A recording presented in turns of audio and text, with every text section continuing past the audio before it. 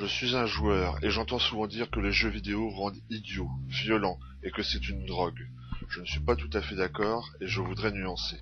Je me sers des jeux vidéo avec les maternelles pour apprendre à manipuler la souris et le clavier avec des jeux comme le Pulse, le coloriage, le Memory.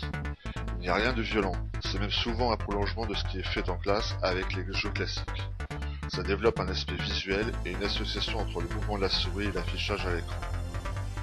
Il y a différents types de jeux, mais tous ont des objectifs. Dans mon EPN, je demande à ce que les enfants suivent les objectifs du jeu, sinon je les arrête. Les jeux à plusieurs sont souvent bénéfiques, dans le partage avec les autres, la coopération, même une certaine forme de socialisation. Les tournois de jeux, où les joueurs d'une même équipe se rencontrent après plusieurs mois de jeu derrière son écran.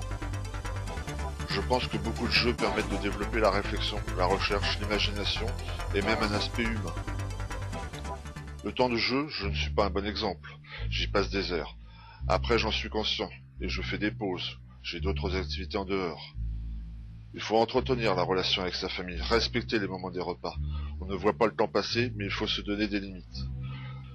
Les dérives existent. Parfois faire une entorse à la règle du jeu, un moment où l'on se lâche. Mais quand ces dérives rejoignent la vraie vie, il y a parfois un problème plus profond. Les jeux restent un moyen ludique d'apprentissage, avec un contenu parfois discutable.